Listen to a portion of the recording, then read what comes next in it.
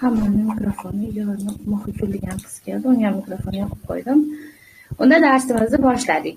Turk tilida o'zbek tiliga o'xshab to'rtta zamon bor xolos. O'zbek tilida hozirgi, kelasi, o'tgan zamon, agar doimiy takrorlanayotgan ish harakat zamoni, genish zamon deymiz uni. Genish zamon, balki o'zbek tilida keng zamon deb tarjima qilinsa kerak. Genish zamon degan bitta zamon bor turk tilida. Uni ham tushuntirib beraman, lekin asosan turk tilida to'rtta zamon bor. Ularni endi ko'rib chiqamiz. Birinchi geçmiş zamondan boshlaymiz. Geçmiş zamon, o'tgan zamon degani. Geçmiş zamonda biror ish oldin bo'lganini aytamiz. O'tgan zamonimiz bilan bir xil. Turkchadagi qo'shimchasi d, di, du, du. T yoki ti, tu, tular bilan, shu qo'shimchalar bilan o'tgan zamon shakli yasaladi, fe'lga qo'shiladi va o'tgan zamon shakli yasaladi. Endi o'ylab ko'rishingiz mumkin, nimaga bunchalik ko'p qo'shimchasi?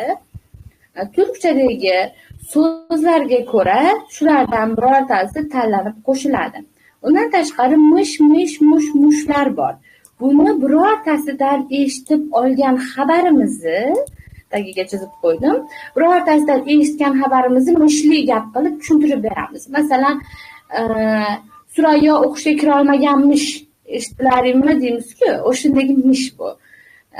Va bu ham turkchadagi so'zlarga qarab turib, qalin unlidami, qalin yoki ingichka unlida tugaganmi bu so'z, qanaqa tugagan? O'shalarga qarab turib bu qo'shimchalar qo'shiladi. O'tgan zamon qo'shimchasi shu. O'tgan zamonda bo'lib o'tgan, sodir bo'lgan ish harakatlar uchun o'tgan zamonda ishlatganimizda, o'tgan zamon fe'li ishlatganimizda bu qo'shimchalarni ishlatamiz. Masalan, o'rnaklar: ben geldim. Qaranglar, bu yerda di qo'shimchasi o'tgan zamonda yasayapti. Men keldim degani.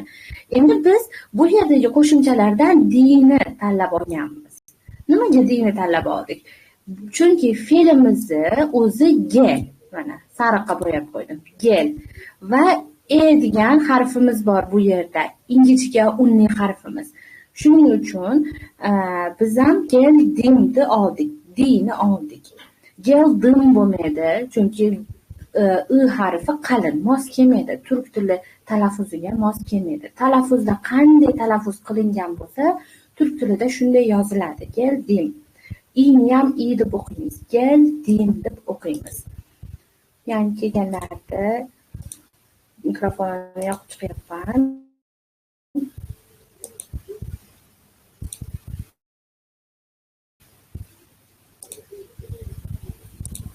Tamam. Ko'pchilik bor.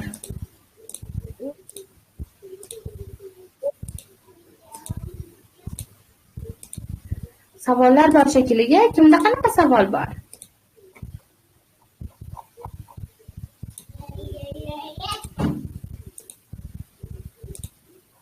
Hammaning mikrofonni ochib chiqdim. Savollar bo'lsa bemalol beraverasizlar. Qanaqa savollar haqida ayting?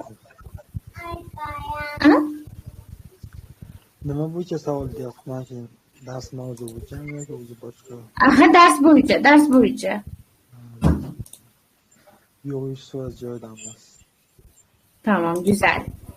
Endi qarab turlar, o 7 degani, o 7. Yana di qo'shimchasi bilan yasadik. O'tgan zamonimizni di qo'shimchasi bilan yasadik. Nima uchun? Ye bor. Yemoq degani, yemek bor. U fe'limiz bo'lganligi uchun biz i oldik. Yedi. Talaffuzi ham xuddi shunaqa bo'ladi. Biz aytamiz o'zbekchada yedi deymiz, to'g'rimi? Yedi demaymiz, lekin turklar yedi deydi. I yozadi, i o'qishadi. I yozadi, i o'qishadi. Shunga e'tiborli bo'lasiz. Endi keyingi misolda qarang. Dars çalıştım. Endi i'larda nuqtalari yo'q. Endi i deb talaffuz qilasiz. Dars çalıştım. Dars qildim yoki o'qidim degani. Bu yerda qanaqa ma'noda kelyapti? Çalış. Bu bizni fe'limizni o'zagi. Fe'limiz çalışmak degan bitta fe'l. Dars qilmoq degani.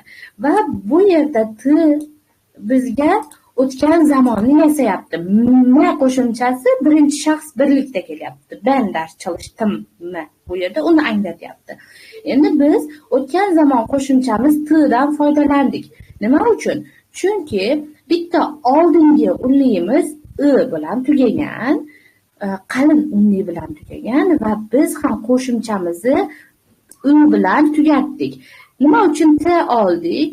Turkchada shunaqa qoida bor. Ba'zi harflar bor, ulardan keyin T keladi. Yana ba'zi harflar bor, ulardan keyin Ch qo'shimchasi keladi.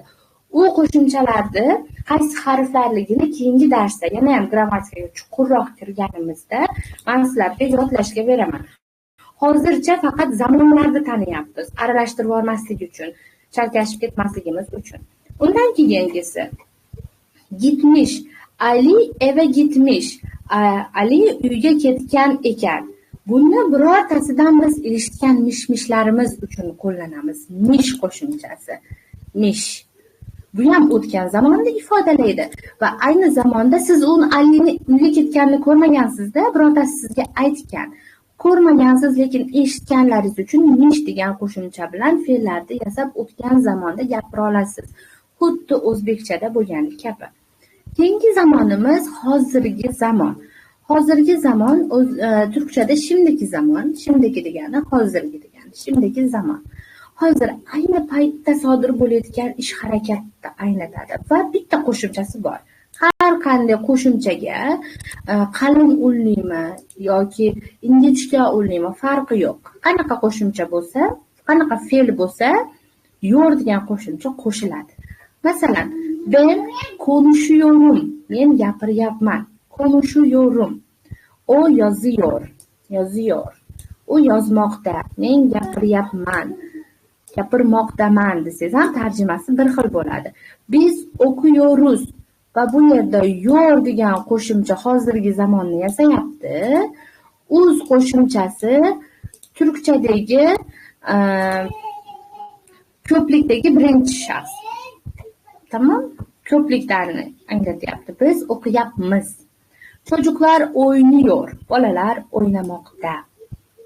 Oynuyor. Bu yerda yor hozirgi zamonni yasayapti. Yuqoriga qo'yamiz. Endi keyingi zamon, kelajak zamon. Kelajak zamon qaysi zamonlar? Kelajakda bo'ladigan ish, niyat, rejalar uchun. Hammasini siz kelajak zamonda aytasiz. Ajab yoki ejak degan qo'shimchalar bilan kelajak zamon yasaladi. Uni bilsangiz kerak. Masalan, ben gideceğim. Men boraman. Men yoki bormoqchiman deb tarjima qilsangiz ham bo'ladi. Chunki boraman, bormoqchiman yozmoqchi bo'lyapman. Shu yerga bormoqchiman. Bormoqchiman. Endi qarab turing. Fe'lni git fe'lida bu git. Fe'lni o'ziga va ejak qo'shilgan, shu qo'shilgan. Birinchi shaxs birlikda ifodalayapti. Endi git fe'li git o'zi fe'lda o'zaki git bo'lganda git. Bunga plus ejak qo'shilishi kerak bo'lgan. Qanday qo'shilib ketgan? O'shani ko'rib chiqamiz. Git. Endi T bo'lmaydi. T harfimiz ikkita unning orasida qolsa, doim D'ga aylanib ketadi. D. Gidajayim. D'ga aylanib ketdi. Endi ajab qo'shamiz. Endi K harfimiz yana ikkita unning ichida qolib ketsa, G'ga aylanib ketadi. Gidajayim.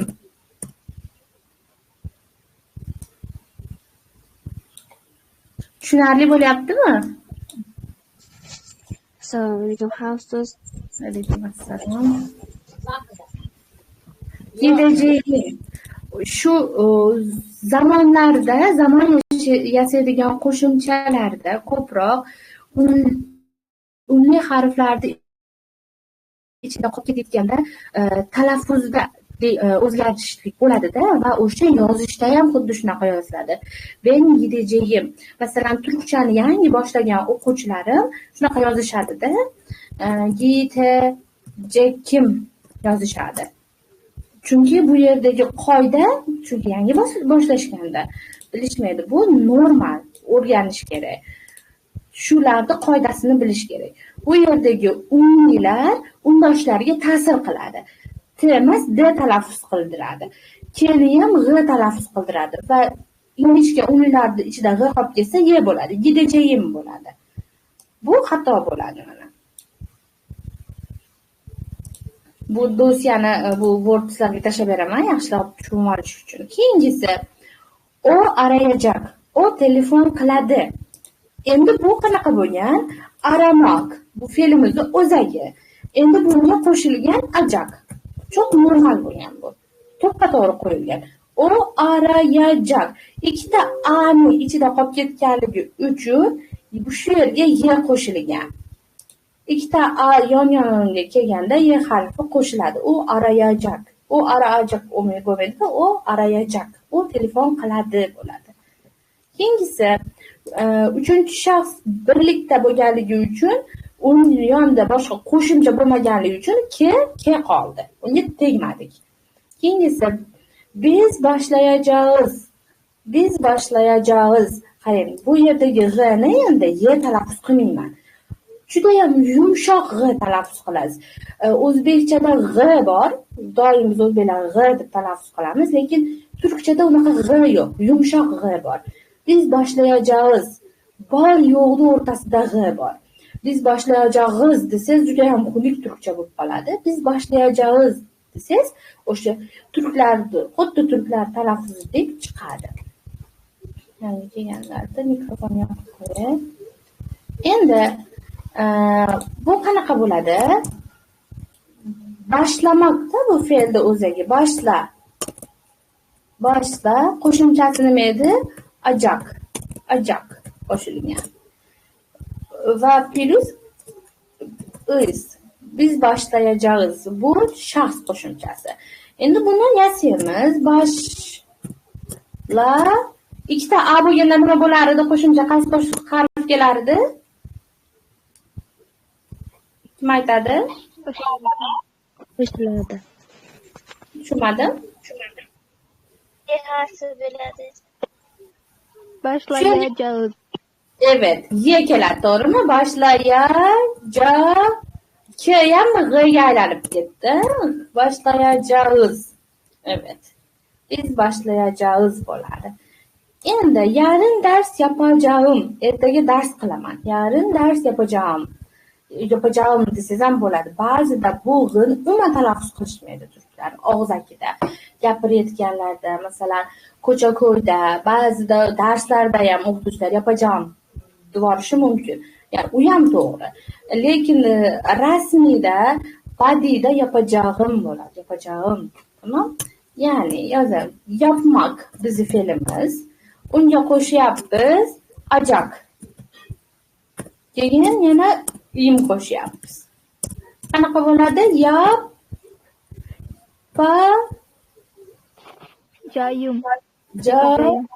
Evet, yapacağım. Yapacağım. Bu kelasi zamonimizda. Endi genish zamonga o'tamiz. Keng zaman, doimiy harakatlar uchun. Ingliz tilida ham borku, to'g'rimi? Present simple har doim takrorlanayotgan ish harakatlari uchun. Doimiy odatlar, umumiy harakatlarimiz, har kuni qiladigan ishlarimiz. Masalan, har kuni ertalab 8 da turaman, kechqurun 10 da uxlayman, har kuni 11 kitob o'qiyman yoki har shanba kuni uyimga borib kelaman. Bular doimiy, umumiy har doim qiladigan ish harakatlarimiz uchun.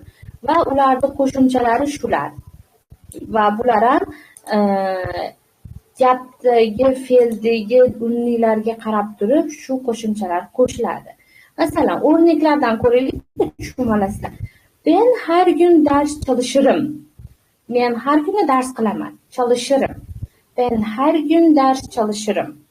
Bu yerdagi shu gapni qanday zamonga yasalgan, uni ko'rib chiqamiz. Çalışmak bizda fe'limiz o'zagi. Endi bu çalış bizda yo'g'on, ya'ni qattiq undoshlardan tashkil topgan so'z va oxirgisi u bilan turyapti va biz ham bilan tugagan qo'shimcha olishimiz kerak. Çalışırım. Masalan, bu yerga r'ni olamiz, plus r qilamiz va ikkita undosh yonma-yon kelganda nima bo'ladi? U o'rtaga tushadi. Çalışırım.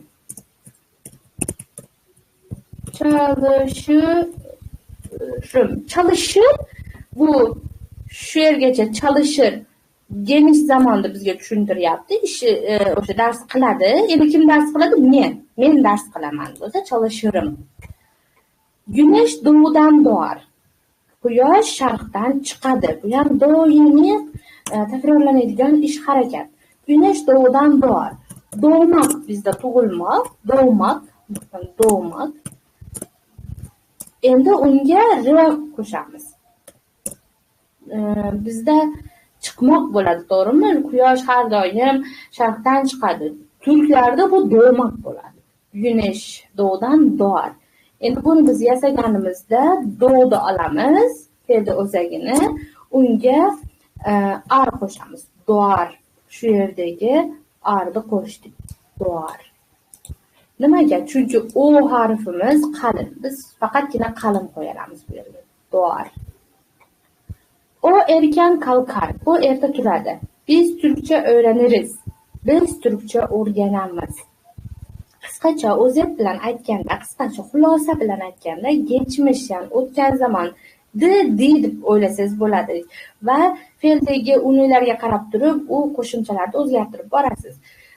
Hozirgi zamonda bitta qo'shimcha bor, u ham yo'q. Kelajak zamon ajak, ejak va genish zamon bular bilan r, ar, el, urlar bilan qo'shiladi. Doimiy odatiy zamon. Endi kelinglar birgalashib mini test o'tkazamiz. Kim qaysi javob to'g'riligini topadi? Hamma qatnashishi mumkin. Hammaning mikrofonini qaytarib ko'ryapman. Tamam, hammaning mikrofoni ochiq. Men o'qiyman, sizlar to'g'ri javobni aytasizlar. Türkçe cümlelerin zamanını söyleyin. Ben kitap okuyorum. Qaysi zaman? Hozirgi zaman. Hozirgi zaman. O yarın gelecek. Qaysi zaman? Kelar zaman. Gelecek zaman, evet. Her gün kahve içerim. Harakat. Daimi iş hareket. Dün okula gittim. O'tgan zaman. Hozirgi O'tgan zaman. zaman. O'tgan zaman. Gittim. Hozirgi zaman bo'lsa o'qiyyorum yoki geçerim. Geniş zaman bo'lsa, to'g'rimi? Endi testlarga keldik. Ben dün okula qaysi biri bo'ladi? Gidiyorum, gideceğim, gittim, giderim. Gittim bo'ladi, to'g'ri. O şimdi yemek Yiyecek. Yedi. Şimdi. Şimdi. Evet. Yiyor. Yiyor, evet. O şimdi yemek yiyor. O hazır ovqat yemoqda.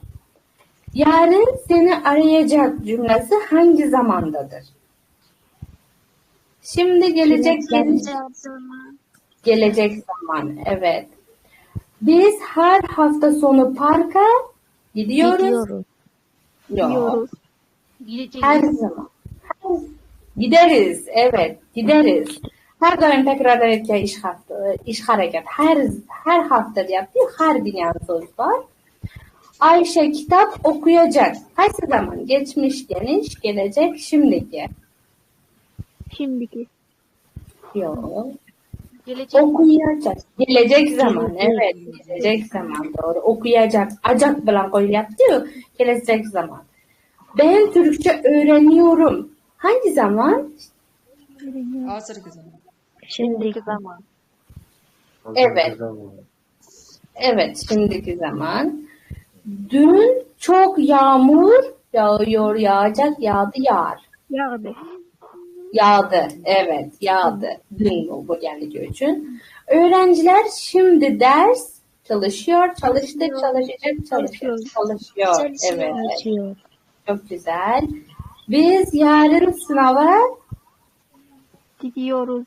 Yarın ertege. evet, Gireceğiz. Gideceğiz. Evet, gideceğiz. Her sabah süt içiyorum, içtim, içeceğim, içerim. İçiyorum. Sabah. İçerim, Geri içerim. Her var, her. Evet. Hmm. Akşam film izleyeceğim. Hangi zamandadır? Gelecek. Gelecek Yok. zaman. Gelecek zaman, evet. Ecek var. Doğru. Ben geldim. Kaç zaman? Şimdiki. Geçmiş. Şimdiki. Ötken zamana. Ötken zaman. Geldi. Ben geldim ki buldu. Hı hı.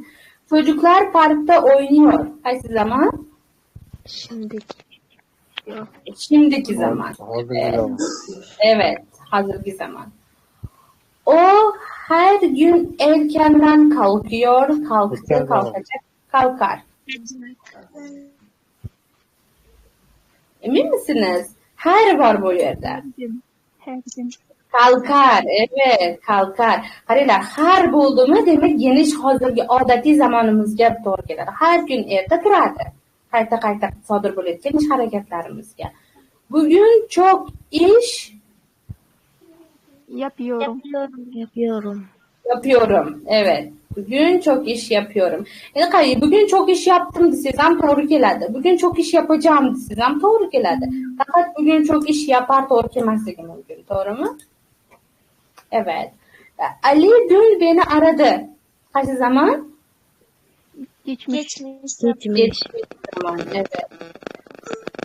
Biz şu an yemek yedik, yiyeceğiz, yeriz.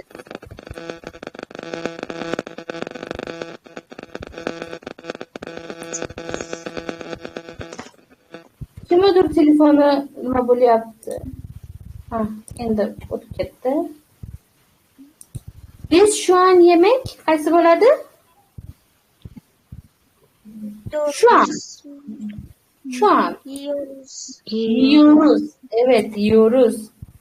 Öğretmen yarın yeni konu anlatıyor, anlattı, anlatacak, anlatır. Anlatacak. Ertege. Anlatacak. Evet, yarın, ertege var bu yerde, doğru. Çok güzel. Her gün, ben her gün ders çalışıyorum. Her gün, her var. Çalışırım. Evet, çok güzel. Geçen hafta arkadaşımı ziyaret ettim. Hangi zaman? Geçmiş zaman. Çok doğru. Ve bitti. Zamonlar tushunardingmi? Zamonlar tushunadilaringmi? Ingliz tiliga o'xshab unaqa har xil zamonlar yo'q. 16 ta zamon yo'q. O'zbek tiliga o'xshab 4 ta zamoni bor xolos, asosiy zamoni. Kimda qanaqa savollar bor?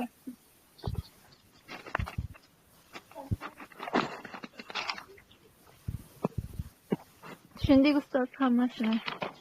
Çok güzel. Fakat şu fe'llarda zamon yasayotganimizda xatolar bo'lishi mumkin. Men shu bir hafta ichida shu kanalda bo'lib tursalaring, shu zamonlar haqida testlar tashlayman kanalga har kuni 5-6 tadan. Ancha yana ham puxta qilib olasizlar. Vazifa ham tashlab qo'yaman o'sha Wordda. O'tgan safargi vazifani menimcha hech kim tashlamadi, vazifa qildik deb. Yani tashlab qo'yaman. Agar xohlasalaring bajaringlar. Chunki bepul darsda bu hammani o'ziga bog'liq. Agar o'rganib ketsalaring sekin o'rganasizlar, lekin o'rganib olasizlar turkcha. Tamam?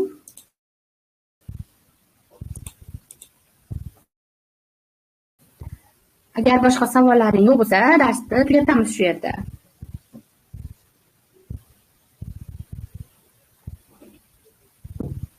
Savollar yo'q. Tamam. Herkese teşekkür ederim derse katıldığınız için. Sonraki hafta aynı saatte burada sizi bekleyeceğim, tamam? Tamam. Tamamdır. İyi geceler. İyi geceler. Geceler.